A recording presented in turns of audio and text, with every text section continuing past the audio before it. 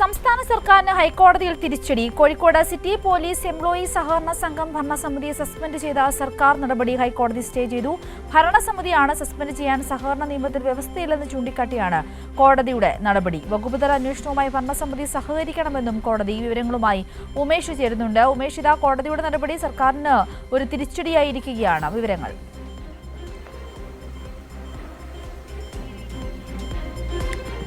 സിന്ദൂരി, സർക്കാരിനെ സംബന്ധിച്ചൊരു തിരിച്ചടി തന്നെയാണ്. കാരണം UDF സർക്കാർ അധികാരത്തിൽ വന്ന് സഹകരണ മേഖലയിൽ നടത്തിയ ആദ്യ ഇടപെടലുകളിൽ ഒന്നിനാണ് ഇപ്പോൾ വലിയ തിരിച്ചടി ഉണ്ടായിരിക്കുന്നത്.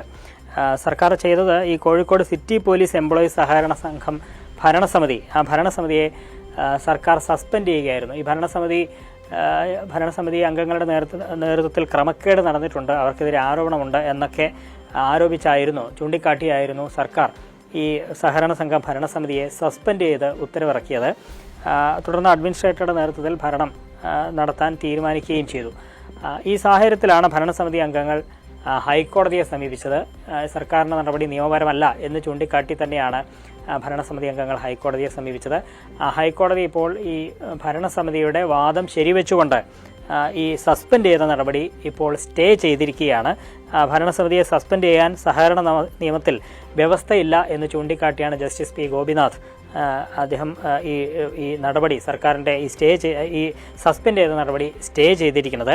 ഒപ്പം കോടതി ചൂണ്ടിക്കാട്ടിയത് ഇപ്പോൾ സഹകരണ വകുപ്പിൻ്റെ നേതൃത്വത്തിൽ അന്വേഷണം നടക്കുന്നുണ്ട്. ജോയിൻറ്റ് രജിസ്ട്രാറുടെ നേതൃത്വത്തിലാണ് അന്വേഷണം നടക്കുന്നത്. ആ അന്വേഷണവുമായി ഭരണസമിതി സഹകരിക്കണം, വകുപ്പ് തല അന്വേഷണവുമായി ഭരണസമിതി സഹകരിക്കണം എന്നും കോടതി ഇപ്പോൾ നിർദ്ദേശിച്ചിട്ടുണ്ട്. നേരത്തെ ഈ സഹകരണ സംഘത്തിനെതിരെ ഭരണസമിതിക്കെതിരെ കേസെടുക്കുന്ന സാഹചര്യമൊക്കെ ഉണ്ടായി. ആ ഘട്ടത്തിലും കോടതി ഇടപെട്ടിരുന്നു. അന്നും കോടതി ചൂണ്ടിക്കാട്ടിയിരുന്നു അറസ്റ്റ് അടക്കമുള്ള നടപടികളിലേക്കൊന്നും പോകാൻ പാടില്ല, അത്തരം നീക്കങ്ങൾ പാടില്ല എന്ന് അന്ന് തന്നെ കോടതി ചൂണ്ടിക്കാട്ടിയതാണ്. അതിനുശേഷമാണ് ഇങ്ങനെ സസ്പെൻഡ് ചെയ്യുന്ന നടപടി ഉണ്ടായത്. ആ സസ്പെൻഡ് ചെയ്ത നടപടിക്കും ഇപ്പോൾ ഹൈക്കോടതി സ്റ്റേ ചെയ്തിരിക്കുകയാണ്. ഇനി വിശദമായ വാദം പിന്നീട് കോടതി കേൾക്കുകയും ചെയ്യും. ഉമേഷ്, ഇപ്പോൾ നോക്കൂ, ഈ പോലീസ് എംപ്ലോയി സഹകരണ സംഘം ഭരണസമിതിയെ സസ്പെൻഡ് ചെയ്തുകൊണ്ടുള്ള സർക്കാർ നടപടിക്കാണല്ലോ കോടതിയിൽ നിന്നും ഇപ്പോൾ സ്റ്റേ കിട്ടിയിരിക്കുന്നത്. ഈ സഹകരണ സംഘം ഭരണസമിതിയുടെ പ്രതികരണം ഈ വിഷയത്തിൽ വന്നിട്ടുണ്ടോ?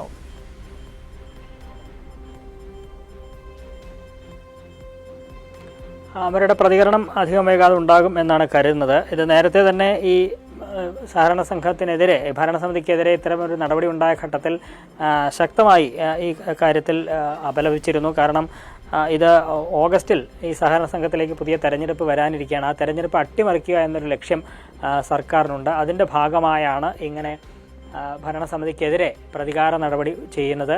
സഹകരണ മേഖലയിൽ UDF സർക്കാർ നടത്തുന്ന പ്രതികാര നടപടിയുടെ ഭാഗമായി തന്നെയായിരുന്നു അംഗങ്ങൾക്കെതിരെ ഇങ്ങനെ കേസെടുക്കുകയും ഒപ്പം ഭരണസമിതി പിരിച്ചുവിടുന്ന അല്ലെങ്കിൽ സസ്പെൻഡ് ചെയ്യുന്ന നടപടിയൊക്കെ സ്വീകരിച്ചത് ഈ സാഹചര്യത്തിലാണ് എന്നുള്ളത് തന്നെയായിരുന്നു ആരോപണം. ഏതായാലും ഈ സാഹചര്യത്തിൽ ഈ സിറ്റി പോലീസ് കമ്മീഷണറാണ് ഈ സഹകരണ സംഘത്തിൻ്റെ പ്രസിഡന്റ്. അദ്ദേഹം പ്രസിഡന്റായ ഈ ഭരണസമിതി നിയമപരമായി തന്നെ ഈ വിഷയം നേരിട്ടു. അങ്ങനെയാണ് ഹൈക്കോടതിയിൽ ഇതുമായി ബന്ധപ്പെട്ട് ഹർജി സമർപ്പിച്ചത്. ആ ഹർജിയിൽ ഭരണസമിതിയുടെ വാദങ്ങൾ ഹൈക്കോടതി ശരിവെച്ചുകൊണ്ടാണ് ഇപ്പോൾ ആ സസ്പെൻഡ് ചെയ്ത നടപടി കോടതി സ്റ്റേ ചെയ്തിരിക്കുന്നത്.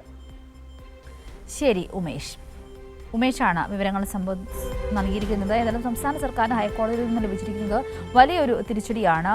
ഈ സഹകരണ സംഘം അന്വേഷണവുമായി സഹകരിക്കണമെന്ന നിർദ്ദേശവും കോടതി മുന്നോട്ട് വെക്കുന്നുണ്ട്. ഉമേഷാണ് വിവരങ്ങൾ പങ്കുവച്ചത്.